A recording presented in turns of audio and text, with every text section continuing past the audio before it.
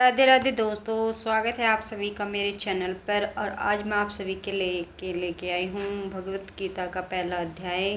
तो चलिए वीडियो शुरू करते हैं। कुरुक्षेत्र के युद्ध स्थल में सैन्य निरीक्षण।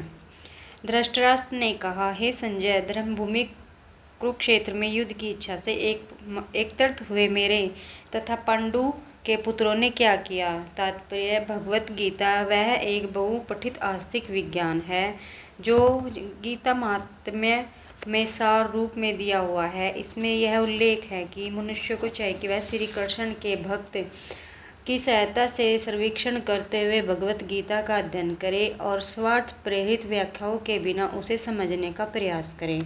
अर्जुन ने जिस प्रकार से साक्षात भगवान कृष्ण से गीता सुनी और उसका उद्देश्य ग्रहण किया, इस प्रकार की स्पष्ट अनुभूति का उदाहरण भगवत गीता में ही है।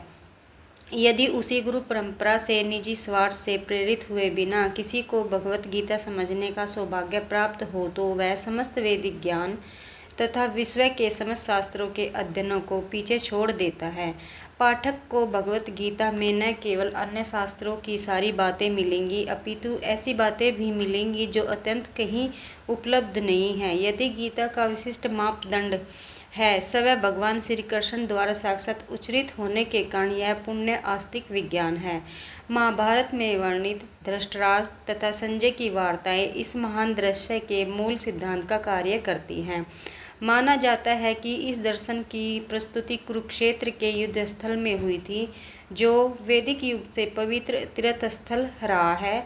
इसका प्रवचन भगवान द्वारा मानव जाति के पथ प्रदर्शन हेतु तब किया गया जब वे इस लोक में स्वयं उपस्थित थे।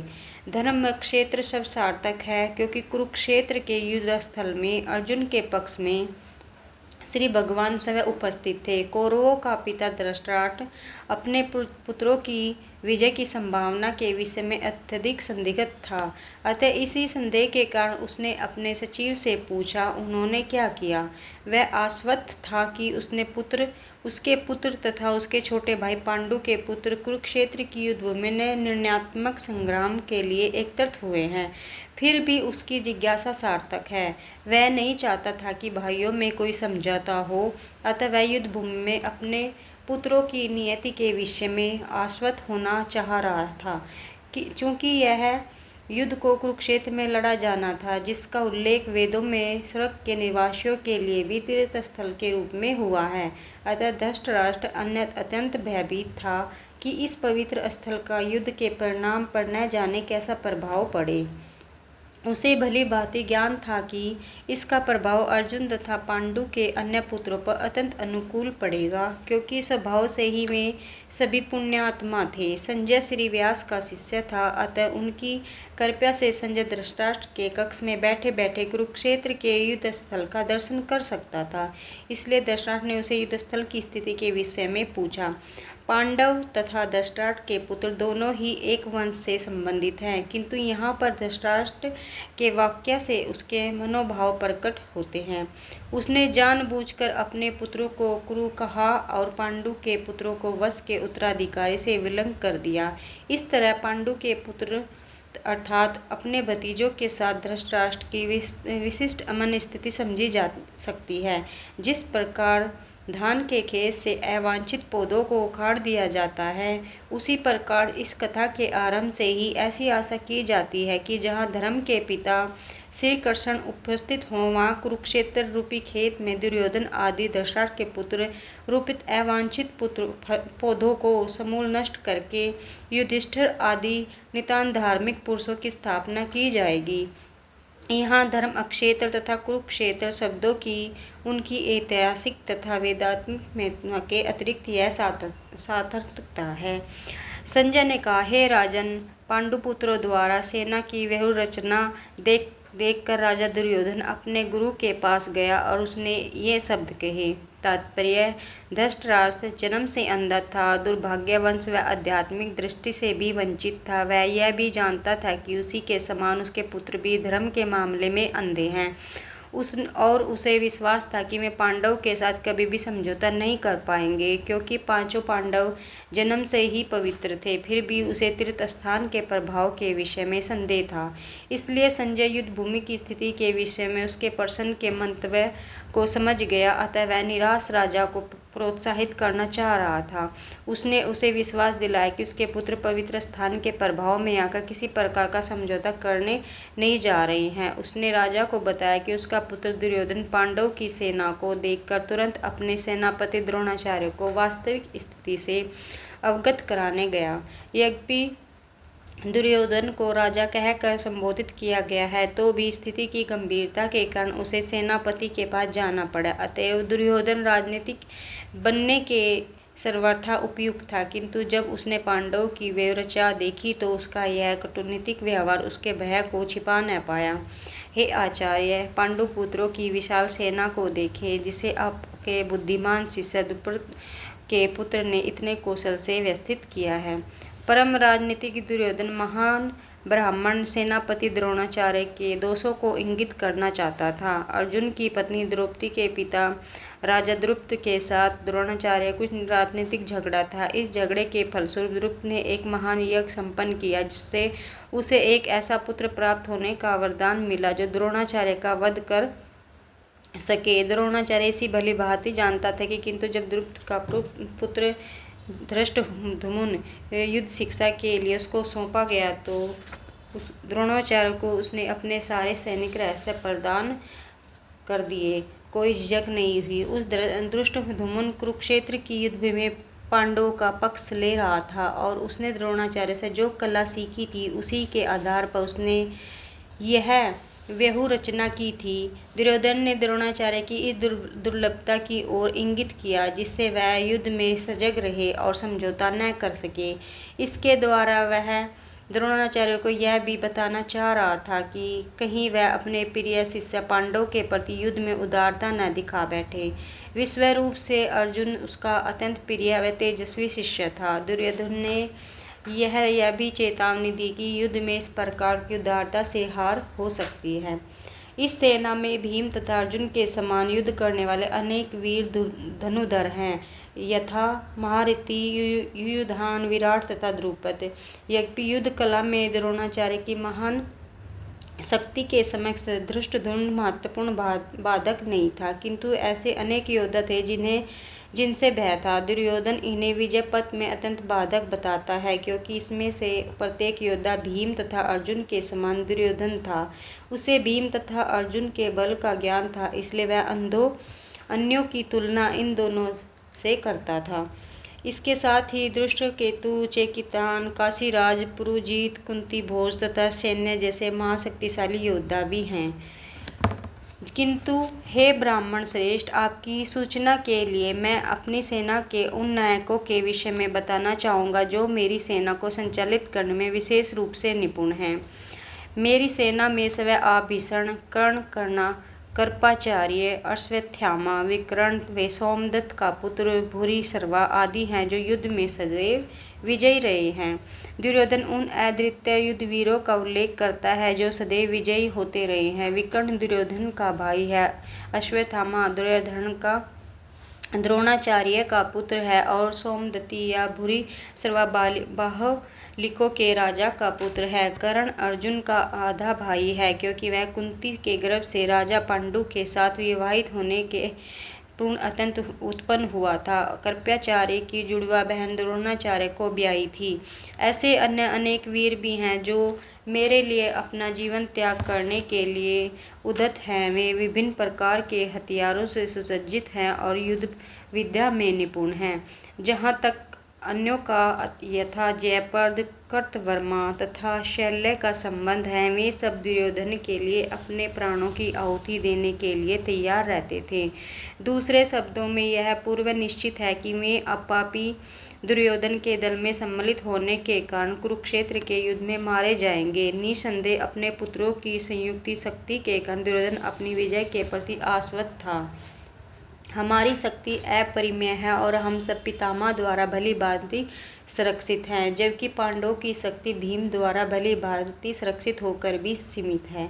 यहाँ पर दुर्योधन ने तुलनात्मक शक्ति का अनुमान प्रस्तुत किया है। वह सोचता है कि अत्यंत अनुभवी सेना नायक भीम पितामह के द्वारा विश्व रूप से सुरक्षित होने के कारण उसकी सशस्त्र सेनाओं की शक्ति अपरिमेय है। दूसरी ओर पांडवों की सेना सीमित है, क्योंकि उनकी सुरक्षा एक कम अनुभवी नायक भीम द्वारा की जा रही है, जो भीष्म की तुलना में नगण्य है।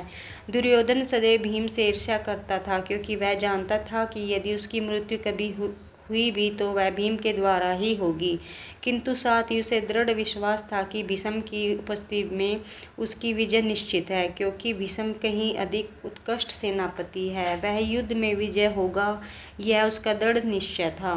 अतएव सैन्य व्यूह में अपने अपने मोर्चों पर खड़े रहकर आप सभी भीष्म पितामह को पूरी सहायता दें। भीष्म पितामह के शौर्य की प्रशंसा करने के बाद दुर्योधन ने सोचा कि कहीं अन्य योद्धा यह न समझ ले कि उन्हें कम महत्व दिया जा रहा है। अतः दुर्योधन ने अपने सहज कूटनीतिक ढंग से स्थिति संभालने के उद्देश्य से उपयुक्त शब्द के उसने बलपूर्वक कहा कि भीष्म देव निसंदेह महात्म्य योद्धा है, किंतु अब तक वे वृद्ध हो चुके हैं। अतः प्रत्येक सैनिक को चाहिए कि चारों ओर से उनकी सुरक्षा का विशेष ध्यान रखे। हो सकता है कि वे किसी एक दिशा में युद्ध करने में लग जाएं और शत्रु इस व्यवस्था का लाभ उठा ले। अतः यह आवश्यक है कि अन्य योद्धा मोर्चा पर अपनी अपनी स्थिति का अडिग रहे और शत्रु को व्यूह न तोड़ने दे। दुर्योधन को पूर्ण विश्वास था कि कौरवों की विजय भीष्म देव की उपस्थिति पर निर्भर है। उसे युद्ध में भीमदेव तथा द्रोणाचार्य के पुत्र पूर्ण सहयोग की आशा थी, क्योंकि वह अच्छी तरह जानता था कि इन दोनों ने उस एक शब्द भी नहीं कहा था जब अर्जुन की पत्नी द्रौपदी को ऐसा अवस्था में भरी सभा में नग्न किया जा रहा था और जब उसने उन्हें अन्याय की भीख मांगी थी। यह सब जानते हुए भी इन दोनों सेनापतियों के मन में पांडवों के लिए स्नेह था। दुर्योधन को आशा थी कि वे इन्हें इस स्नेह को उसी तरह त्याग देंगे जिस तरह उन्होंने धूत विक्रीड़ा के अवसर पर किया था। तब कुरुवंश के वयोवृद्ध परम प्रतापी एवं वृद्ध पितामह ने सिंह गर्जना की सी ध्वनि करने वाले अपने शंख को उच्च स्वर से बजाया, जिससे दुर्योधन को हर्ष हुआ। कुरुवंश के वयोवृद्ध पितामह अपने पौत्र दुर्योधन का मनोभाव जान गए और उसके प्रति अपने स्वाभाविक दयावश उन्होंने उससे प्रसन्न करने के लिए अत्यंत उचित स्वर से अपना शंख बजाया, जो उसके सिंह के समान स्थिति के अनुरूप था। अतः अप्रत्यक्ष रूप से शंख के द्वारा प्रतीकात्मक ढंग से उन्होंने अपने हताश पौत्र दुर्योधन को बता दिया कि उसे युद्ध में विजय की आशा नहीं है, क्योंकि दूसरे पक्ष में साक्षात भगवान श्री कृष्ण है। फिर भी युद्ध का मार्गदर्शन करना उनका कर्तव्य था और इस संबंध में वे कोई कसर नहीं रखेंगे। तत्पश्चात शंख, नगाड़े, बिगुल, तुरही तथा सिंह सहासा एक साथ बज उठे। वह समवेत स्वर अत्यंत कोलाहलपूर्ण था। दूसरी ओर से श्वेत घोड़ों का द्वारा खींचे जाने वाले विशाल रथ पर आसीन कृष्ण तथा अर्जुन ने अपने अपने दिव्य शंख बजाए। तात्पर्य भीमदेव द्वारा बजाए गए शंख की तुलना में कृष्ण तथा अर्जुन के शंखों को दिव्य कहा गया है। दिव्य शंखों के नाम से यह सूचित हो रहा था कि दूसरे पक्ष की विजय की कोई आशा न थी, क्योंकि कृष्ण पांडवों के पक्ष में थे। ज्येष्ठ पांडु पात्र से या पक्षे जनार्दन जय सदा पांडु के पुत्रों जैसों की होती है, क्योंकि भगवान कृष्ण उनके साथ है और जहाँ जहाँ भगवान विद्यमान है वहीं वहीं लक्ष्मी भी रहती है, क्योंकि वे अपने पति के बिना नहीं रह सकती। अतः जैसा कि विष्णु या भगवान कृष्ण के शंख द्वारा उत्पत्ति दिव्य ध्वनि से सूचित हो रहा था, विजय तथा श्री दोनों ही अर्जुन की प्रतीक्षा कर रही थी। इसके अतिरिक्त जिस रथ में दोनों मित्र आसीन थे वह अर्जुन को अग्नि देवता द्वारा प्रदत्त था और इससे सूचित हो रहा था कि तीनों लोकों में जहाँ कहीं भी यह जाएगा वहाँ विजय निश्चित है।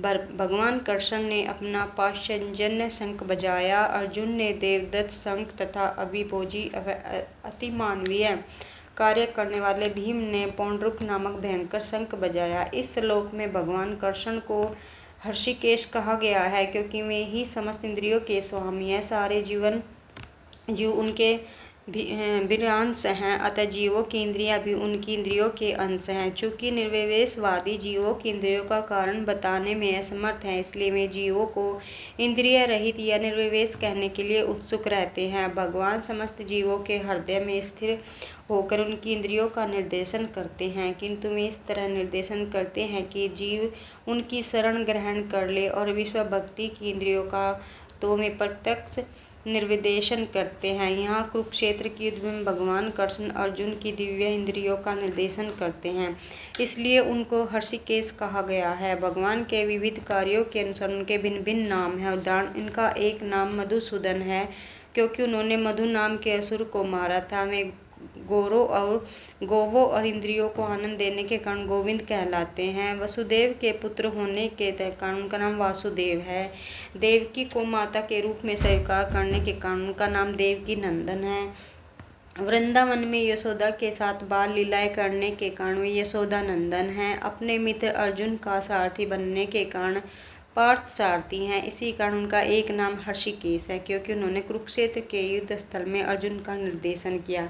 इस श्लोक में अर्जुन को धनंजय कहा गया है, क्योंकि जब इनके बड़े भाई को विभिन्न यज्ञ संपन्न करने के लिए धन की आवश्यकता हुई थी, तो उसे प्राप्त करने में इन्होंने सहायता की थी।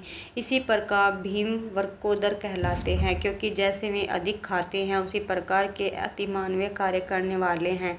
जैसे हिडम्बनासुर का वध, पांडवों के पक्ष में श्री कृष्ण इत्यादि विभिन्न व्यक्तियों द्वारा विशेष प्रकार के शंखों का बजाया जाना युद्ध करने वाले सैनिकों के अत्यंत प्रेरणाप्रद था। विपक्ष में ऐसा कुछ न था, न तो परम निदेश भगवान कृष्ण थे, न ही भाग्य की देवी थी, अतः युद्ध में उनकी पराजय पूर्व निश्चित थी। शंखों की ध्वनि मानो यदि संदेश दे रही थी, हे राजन, कुंती पुत्र राजा युधिष्ठिर ने अपना अंतविजय नामक शंख बजाया, तथा नकुल और सहदेव ने सुघोष मणिपुष्पक शंख बजाए। महान दुर्धर काशीराज, परम योद्धा शिखंडी, धृष्टद्युम्न, विराट, अजय, सात्विक, द्रुपद, द्रौपदी के पुत्र तथा सुभद्रा के महाभाव पुत्र आदि सभी ने अपने अपने शंख बजाए। संजय ने राजा धृतराष्ट्र को अत्यंत चतुराई से यह बताया कि पांडु के पुत्रों को धोखा देने तथा राज्य सिंहासन पर अपने पुत्रों को आसीन करने की यह अविवेकपूर्ण नीति श्लाघनीय नहीं थी। लक्षणों से पहले से ही यह सूचित हो रहा है कि इस महायुद्ध में सारा कुरुवंश मारा जाएगा। भीष्म पितामह से लेकर भीष्म, अभिमन्यु तथा अन्य पौत्रों तक विश्व के अनेक देशों के राजाओं समेत उपस्थित सारे के सारे लोगों का विनाश निश्चित था। यह सारी दुर्घटना राजा धृतराष्ट्र के कारण होने जा रही थी, क्योंकि उसने अपने पुत्रों की कुनीति को प्रोत्साहन दिया था। इन विभिन्न शंखों की ध्वनि कोलाहलपूर्ण बन गई, जो आकाश तथा पृथ्वी की शब्दयमान करती हुई धृतराष्ट्र के पुत्रों के हृदय को विदीर्ण करने लगी। जब भीष्म तथा दुर्योधन के पक्ष में अन्य वीरों ने अपने अपने शंख बजाए, तो पांडवों के हृदय विदीर्ण नहीं हुए। ऐसी घटनाओं का वर्णन नहीं मिलता, किंतु इस विशेष श्लोक में कहा गया कि पांडव पक्ष के शंखनाद से धृतराष्ट्र के पुत्रों के हृदय विदीर्ण हो गए। इसका कारण सभी पांडव और भगवान कृष्ण में उनका विश्वास है। परमेश्वर की शरण ग्रहण करने वाले को किसी प्रकार का भय नहीं रह जाता है, चाहे वह कितनी ही विपत्ति में क्यों न हो। उस समय हनुमान से अंकित ध्वजा लगे रथ पर आसीन पांडुपुत्र अर्जुन अपना धनुष उठाकर तीर चलाने के लिए उद्यत हुआ। हे राजन, धृतराष्ट्र के पुत्रों को व्यूह में खड़ा देखकर अर्जुन ने श्री कृष्ण से यह वचन कहे। युद्ध आरंभ होने ही वाला था। उपयुक्त कथन से ज्ञात होता है कि पांडवों की सेना की अप्रत्याशित व्यवस्था से धृतराष्ट्र के पुत्र बहुत कुछ निरुत्साहित थे, क्योंकि युद्ध भूमि में पांडवों का निर्देशन भगवान कृष्ण के आदेशानुसार हो रहा था।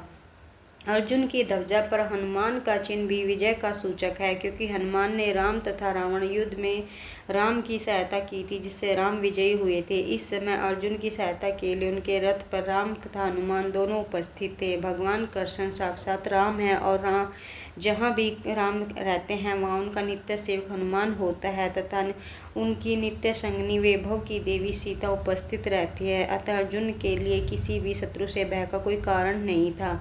इससे भी अधिक इंद्रियों के स्वामी भगवान कृष्ण निर्देश देने के लिए साक्षात उपस्थित थे। इस प्रकार अर्जुन को युद्ध करने के मामले में सारा सत्व परामर्श प्राप्त था। ऐसी स्थितियों में जिनकी व्यवस्था भगवान ने अपने शाश्वत भक्त के लिए की थी, निश्चय विजय के लक्षण स्पष्ट थे। अर्जुन ने कहा, हे अच्युत, कृपया करके मेरा रथ दोनों सेनाओं के बीच ले चलें, जिससे मैं यहाँ उपस्थित युद्ध की अभिलाषा कर रखने वाले को और शास्त्रों की महान परीक्षा में जिससे मुझे संघर्ष करना उन्हें देख सकूं। यद्यपि श्री कृष्ण साक्षात श्री भगवान हैं, किंतु वे अहेतु की कृपावश अपने मित्र की सेवा में लगे हुए थे। वे अपने भक्तों पर स्नेह दिखाने में कभी नहीं चूकते, इसलिए अर्जुन ने उन्हें अच्युत कहा। सारथी रूप में उन्हें अर्जुन की आज्ञा का पालन करना था और उन्होंने इसमें कोई संकोच नहीं किया था। उन्हें अच्युत कहकर संबोधित किया गया है। यद्यपि उन्होंने अपने भक्त का सारथी पद स्वीकार किया था, किंतु इससे उनकी परम स्थिति अक्षुण्ण बनी रही। प्रत्येक परिस्थिति में वे इंद्रियों के स्वामी श्री भगवान हरिकेश हैं। भगवान तथा उनके सेवक का संबंध अत्यंत मधुर एवं दिव्य होता है। सेवक स्वामी की सेवा के लिए सदैव उद्यत रहता है और भगवान भी भक्त की कुछ न कुछ सेवा करने की कोशिश में रहते हैं। वे इसमें विशेष आनंद का अनुभव करते हैं कि वे स्वयं आज्ञादाता न बने, अपितु उनके शुद्ध भक्त उन्हें आज्ञा दे। चूँकि वे स्वामी हैं, अतः सभी लोग उनके आज्ञा पालक हैं और उनके ऊपर उनको आज्ञा देने वाला कोई नहीं है। किंतु जब वे देखते हैं कि उनका शुद्ध भक्त आज्ञा दे रहा है तो उन्हें दिव्य आनंद मिलता है। यद्यपि वे समस्त परिस्थितियों में अच्युत रहने वाले हैं, भगवान का शुद्ध भक्त होने के कारण अर्जुन को अपने बांधवों से युद्ध करने की तनिक भी इच्छा न थी, किंतु दुर्योधन द्वारा शांतिपूर्ण समझौता न करके हठ धर्मिता पर उतारू होने के कारण उसे युद्ध भूमि में आना पड़ा। अतः वह यह जानने के लिए अत्यंत उत्सुक था कि युद्ध भूमि में कौन कौन से अग्रणी व्यक्ति उपस्थित हैं। यद्यपि युद्ध भूमि में शांति प्रयासों का कोई प्रश्न नहीं उठता, तो भी वह उन्हें फिर से देखना चाह रहा था और वह यह देखना चाह रहा था कि वे इस अवांछित युद्ध पर किस हद तक तुले हुए हैं।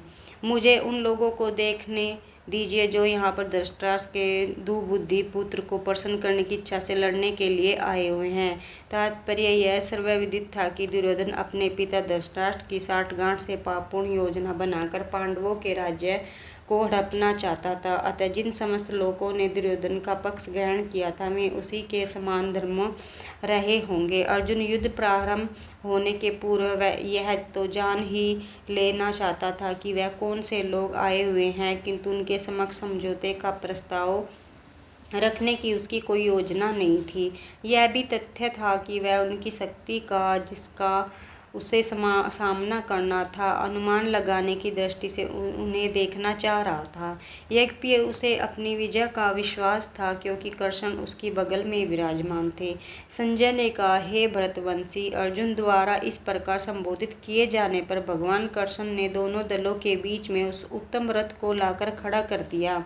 तात्पर्य, इस श्लोक में अर्जुन को गुडाकेश कहा गया है। गुडा का अर्थ है नींद, और जो नींद को जीत लेता है वह गुडाकेश है। नींद का अर्थ ज्ञान भी है। अतः अर्जुन ने कृष्ण की मित्रता के कारण नींद तथा ज्ञान दोनों पर विजय प्राप्त की थी। कृष्ण के भक्त के रूप में वह कृष्ण को क्षण भर भी नहीं भुला पाया, क्योंकि भक्त का स्वभाव ही ऐसा होता है। यहाँ तक कि चलते अथवा सोते हुए भी कृष्ण के नाम, रूप, गुणों और लीलाओं के चिंतन में से भक्त कभी मुक्त नहीं रह सकता। अतः कृष्ण का भक्त उनका निरंतर चिंतन करते हुए नींद तथा ज्ञान दोनों को जीत सकता है। इसी को कृष्ण भावनामर्थ या समाधि कहते हैं। प्रत्येक जीव की इंद्रियों तथा मन के निर्देशक अर्थात हर्षिकेश के रूप में कृष्ण अर्जुन के मंतव्य को समझ गए कि वह क्यों सेनाओं के मध्य में रथ को खड़ा करवाना चाहता है। अतः उन्होंने वैसा ही किया और वे इस प्रकार बोले। भीष्म, द्रोण तथा विश्व भर के अन्य समस्त राजाओं के सामने भगवान ने कहा कि हे पार्थ, यहाँ पर एकमात्र एकत्रित सारे कुरुओं को देखो। समस्त जीवों के परमा स्वरूप भगवान कृष्ण यह जानते थे कि अर्जुन के मन में क्या बीत रहा है। इस प्रसंग में हर्षिकेश शब्द का प्रयोग सूचित करता है कि वे सब कुछ जानते थे। इस प्रकार पार्थ शब्द अर्थात प्रथा या कुंती पुत्र भी अर्जुन के लिए प्रयुक्त होने के कारण महत्वपूर्ण है। मित्र के रूप में वे अर्जुन को बता देना चाहते थे कि चूंकि अर्जुन के पिता वसुदेव की बहन प्रथा का पुत्र था, इसलिए उन्होंने अर्जुन का सारथी बनना स्वीकार किया था। किंतु जब उन्होंने अर्जुन से कुरुओं को कहा तो इससे उनका क्या अभिप्राय था? क्या अर्जुन वहीं पर रुक कर युद्ध करना नहीं चाहता था? कृष्ण को अपनी बुआ प्रथा के पुत्र से कभी भी ऐसी आशा नहीं थी। इस प्रकार से कृष्ण ने अपने मित्र की मन स्थिति के पूर्व सूचना प्रतिहासवश दी है। अर्जुन ने वहां पर दोनों पक्षों की सेनाओं के मध्य में अपने चाचा, ताऊओं, पितामहों, गुरुओं, मामाओं, भाइयों, पुत्रों, पौत्रों, मित्रों, ससुरों और शुभ चिंतकों को भी देखा। अर्जुन युद्ध भूमि में अपने सभी संबंधियों को देख सका। वह अपने पिता के समकालीन भूरिश्रवा जैसे व्यक्तियों, भीष्म तथा सोमदत्त जैसे पितामहों, द्रोणाचार्य तथा कृपाचार्य जैसे गुरुओं, शल्य तथा शकुनी जैसे मामाओं, दुर्योधन जैसे भाइयों, लक्ष्मण जैसे पुत्रों, अश्वत्थामा जैसे मित्रों व कर्तव्य जैसे शुभचिंतकों को देख सका। वह उन सेनाओं को भी देख सका जिनसे उसके अन्य मित्र थे। अर्जुन ने कहा, हे कृष्ण, इस प्रकार युद्ध की इच्छा रखने वाले अपने मित्रों संबंधियों को अपने समक्ष उपस्थित देखकर मेरे शरीर के अंग कांप रहे हैं और मेरा मुंह सूखा जा रहा है। तात्पर्य: यथार्थ भक्ति से युक्त मनुष्य वे सारे सद्गुण रहते हैं जो सत्पुरुषों तथा देवताओं में पाए जाते हैं, जबकि अभक्त अपनी शिक्षा तथा संस्कृति के द्वारा भौतिक योग्यताओं में चाहे कितना ही उन्नत क्यों न हो, इन ईश्वरीय गुणों से विहीन होता है। अतः सब जनों, मित्रों और संबंधियों को युद्ध भूमि में देखते ही अर्जुन उन सबों के लिए करुणा से अभिभूत हो गया जिन्होंने परम युद्ध करने का निश्चय किया था। जहाँ तक उसके अपने सैनिकों का संबंध था, वह उनके प्रति प्रारंभ से दयालु था, किंतु विपक्ष दल के सैनिकों की आसन्न मृत्यु को देखकर वह उन पर भी दया का अनुभव कर रहा था। और जब वह इस प्रकार सोच रहा था तो उसके अंगों में कंपन होने लगी और मुंह सूख गया। उन सबको युद्धाभूमि देखकर उसके आश्चर्य भी हुआ।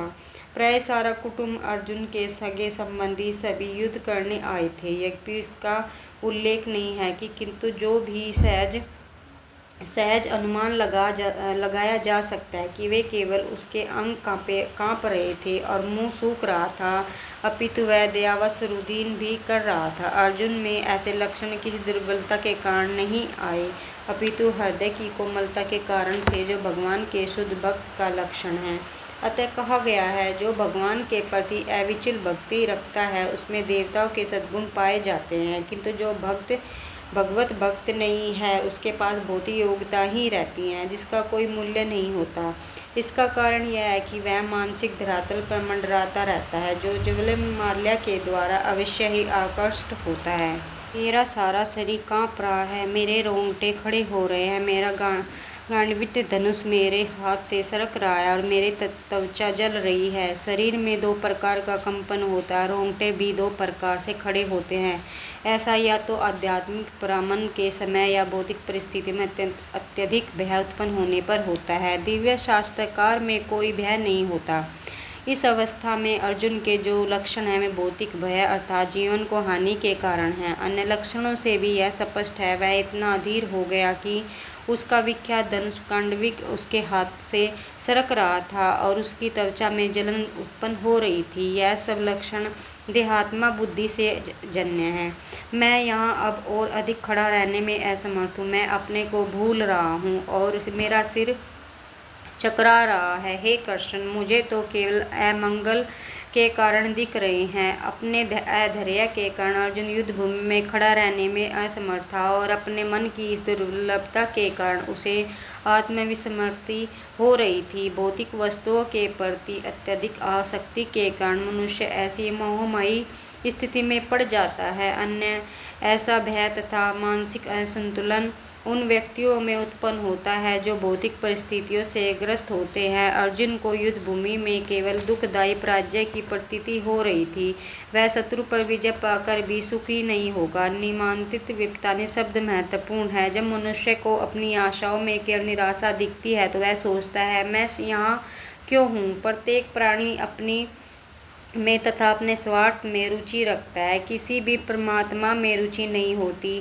कृष्ण की इच्छा से अर्जुन अपने स्वार्थ के प्रति ज्ञान दिखा रहा है। मनुष्य का वास्तविक स्वार्थ तो विष्णु या कृष्ण में निहित है। बद्ध जीव इसे भला भूल जाता है, इसलिए उसे भौतिक कष्ट उठाने पड़ते हैं। अर्जुन ने सोचा कि उसकी विजय केवल उसके शौक का कारण बन सकती है।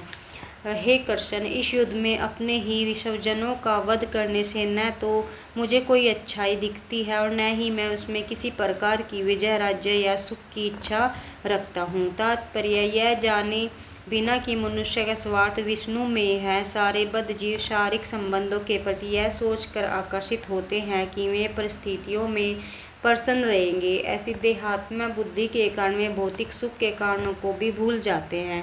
अर्जुन तो क्षत्रिय का नैतिक धर्म भी भूल गया था। कहा जाता है कि दो प्रकार के मनुष्य हैं, परम शक्तिशाली तथा ज्वाल्यमान सूर्यमंडल में प्रवेश करने के योग्य होते हैं। ये है एक तो क्षत्रिय जो कृष्ण की आज्ञा से दूर युद्ध में मरता है तथा दूसरा सन्यासी जो अध्यात्मिक अनुशीलन में लगा रहता है। अर्जुन अपने शत्रुओं को भी मारने से विमुख हो रहा है। अपने संबंधों की बात तो छोड़ दे, वह सोचता है कि सब जनों को मारने से उसे जीवन में सुख नहीं मिल सकेगा, अतः वह लड़ने के लिए इच्छुक नहीं है। जिस प्रकार की भूख न लगने पर कोई भोजन बनाने को तैयार नहीं होता, वह उसने तो वन जाने का निश्चय कर लिया है, जहाँ वह एकांत में निराशापूर्ण जीवन काट सके। किंतु क्षत्रिय होने के नाते उसे अपने जीवन निर्वाह के लिए राज्य चाहिए, क्योंकि क्षत्रिय को अन्य कार्य नहीं कर सकता। किंतु अर्जुन के पास राज्य कहाँ है? उसके लिए तो राज्य प्राप्त करने का एकमात्र अवसर है कि वे अपने बंधु बांधवों से लड़कर अपने पिता के राज्य का उत्तराधिकारी प्राप्त करे, जिसे वह करना नहीं चाह रहा है। इसलिए वह अपने कोई जंगल में एकांतवास करके निराश का एकांत जीवन बिताने के लिए योग्य समझता है। हे गोविंद, हमें राज्य सुख अथवा इस जीवन से क्या लाभ, क्योंकि जीवन के सारे लोगों के लिए हम उन्हें चाहते हैं, वे ही इस युद्ध भूमि में खड़े हैं। हे मधुसूदन, जब गुरुजन, पितृगण, पुत्रगण, पितामह, मामा, ससुर, पौत्रगण, साले तथा अन्य सारे संबंधी अपना अपना धन व प्राण देने के लिए तत्पर है और मेरे समक्ष खड़े हैं, संबंधी अपना धन व प्राण देने के लिए तत्पर है, मेरे समक्ष खड़े हैं, तो फिर मैं इन सबको क्यों मारना चाहूँगा, भले ही वे मुझे क्यों न मार डाले। हे जीवों के पालक, मैं इन सबको लड़ने से क्यों तैयार नहीं, भले ही बदले में मुझे तीनों लोग क्यों न मिलते हों। इस पृथ्वी की तो बात ही छोड़ो, भला धृतराष्ट्र के पुत्रों को मारकर हमें कौन सी प्रसन्नता मिलेगी।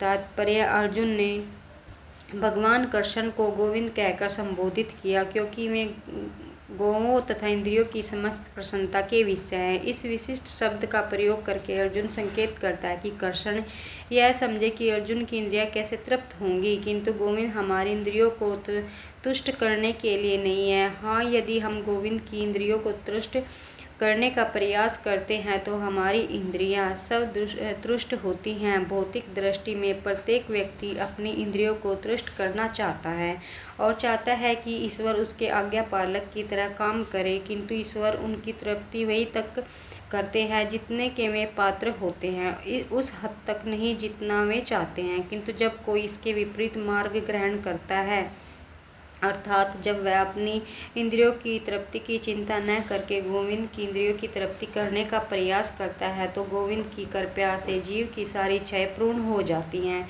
यहाँ पर जाति तथा कुटुंबियों के प्रति अर्जुन का प्रगाढ़ स्नेह आंशिक रूप से इन सब के प्रति उसकी स्वाभाविक करुणा के कारण है, अतः वह युद्ध करने के लिए तैयार नहीं है। हर व्यक्ति अपने वैभव का प्रदर्शन अपने मित्रों तथा परिजनों के समक्ष करना चाहता है, किंतु अर्जुन को भय है कि उसके सारे मित्र तथा परिजन युद्ध भूमि में मारे जाएंगे। वह विजय के पश्चात उनके साथ अपने वैभव का उपयोग नहीं कर सकेगा। भौतिक जीवन का यह सामान्य लेखा जोखा है, किंतु आध्यात्मिक जीवन से सर्वथा भिन्न होता है। चूँकि भगवान की इच्छाएं की पूर्ति करना चाहता है, तो भगवत इच्छा होने पर वह भगवान की सेवाओं के लिए सारे ऐश्वर्य स्वीकार कर सकता है, किंतु यदि भगवत न हो तो वह एक ऐसा पैसा भी ग्रहण नहीं करता। अर्जुन अपने संबंधियों को मारना नहीं चाह रहा था, और यदि उसको मारने की आवश्यकता होती तो अर्जुन की इच्छा थी कि कृष्ण स्वयं उनका वध करे। इस समय उसे यह पता नहीं है कि कृष्ण उन सभी को युद्ध भूमि में आने के पूर्व ही मार चुके हैं और अब उसे निमित्त मात्र बनना है। इसका उद्घाटन अगले अध्यायों में होगा। भगवान का असली भक्त होने के कारण अर्जुन अपनी अत्याचारी बंधु बांधवों से प्रतिशोध नहीं लेना चाहता था, किंतु यह तो भगवान की योजना थी कि सब का वध हो। भगवत भक्त दुष्टों से प्रतिशोध नहीं लेना चाहते, किंतु भगवान दुष्टों द्वारा भक्त के उत्पीड़न को सहन नहीं कर पाते। भगवान किसी को व्यक्ति को अपनी इच्छा से क्षमा कर सकते हैं, किंतु यदि कोई उनके भक्तों को हानि पहुंचाता है तो वे उसे क्षमा नहीं करते। इसलिए भगवान इन दुराचार्यों का वध करने के लिए उद्यत थे, यद्यपि अर्जुन उन्हें क्षमा करना चाहता था।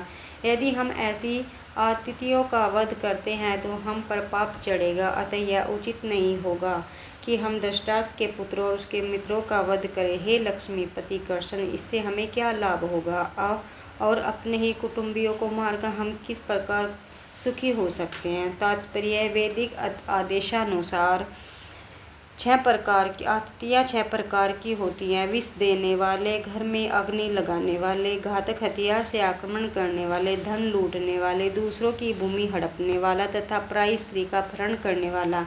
ऐसे आतिथियों का तुरंत वध कर देना चाहिए, क्योंकि इनके वध से कोई पाप नहीं लगता। आतिथियों का इस तरह वध करना किसी सामान्य व्यक्ति को शोभा दे सकता है, किंतु अर्जुन कोई सामान्य व्यक्ति नहीं है। वह स्वभाव से साधु है, अतः वह उसके साथ धातुवत व्यवहार करना चाहता है, किंतु इस प्रकार का व्यवहार अक्षत्रिय के लिए उपयुक्त नहीं है। यद्यपि राज्य के प्रशासन के लिए उत्तरदायी व्यक्ति को साधु प्रकृति का होना चाहिए, किंतु उसे कायर नहीं होना चाहिए। उदाहरण, भगवान राम इन्हें साधु थे कि आज भी लोग राम राज्य में रहना चाहते हैं, किंतु उन्होंने कभी कार्य प्रदर्शित नहीं किया। रावण अतई था क्योंकि वह राम की पत्नी सीता का अपहरण करके ले गया था, किंतु राम ने उसे ऐसा पाठ पढ़ाया जो विश्व इतिहास में बेजोड़ है। अर्जुन के प्रसंग विशिष्ट प्रकार के आतिथ्यों से भेंट होती है। ये है उसके निजी पितामह, आचार्य, मित्र, पुत्र, पौत्र इत्यादि। इसलिए अर्जुन ने विचार किया कि उनके प्रति वह सामान्य आतिथियों जैसे कटु व्यवहार न करे।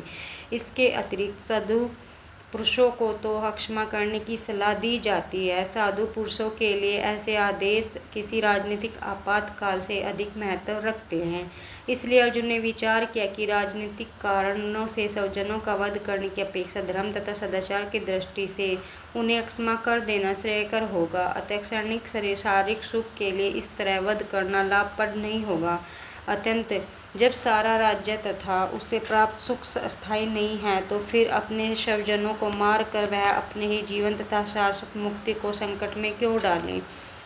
अर्जुन द्वारा कृष्ण को माधव अथवा लक्ष्मीपति के रूप में संबोधित करना भी सार्थक है। वह लक्ष्मीपति कृष्ण को यह बताना चाह रहा है कि वे उसे ऐसा काम करने के लिए प्रेरित न करें जिससे अनिष्ट हो, किंतु कृष्ण कभी भी किसी का अनिष्ट नहीं चाहते, भक्तों को तो कतई भी नहीं। हे जनार्दन, यदि लोभ से अभिभूत चित्त वाले ये लोग अपने परिवार को मारने या मित्रों से द्रोह करने में कोई दोष नहीं देखते, किंतु हम लोग जो परिवार के विनिष्ट करने में अपराध देख सकते हैं, ऐसे पाप कर्मों में क्यों वे प्रवृत्त हों। अक्षत्रिय यह आशा नहीं की जाती कि वह अपने विपक्षी दल द्वारा युद्ध करने या जुआओं खेलने का आमंत्रण दिए जाने पर मना करे। ऐसी अनिवार्यता में अर्जुन लड़ने से नकार नहीं सकता, क्योंकि उनको दुर्योधन के दल ने ललकारा था। इस प्रसंग में अर्जुन ने विचार किया कि हो सकता है कि दूसरा पक्ष इस ललकार के परिणामों के प्रति अनभिज्ञ हो, किंतु अर्जुन को तो दुष्परिणाम दिखाई पड़ रहे थे, अतः वह इस ललकार को स्वीकार नहीं कर सकता। यदि परिणाम अच्छा हो तो कर्तव्य वस्तुत पालनीय है, किंतु यदि परिणाम विपरीत हो तो हम उसके लिए बाध्य नहीं होते। इन पक्ष विपक्षों पर विचार करके अर्जुन ने युद्ध करने का निश्चय किया।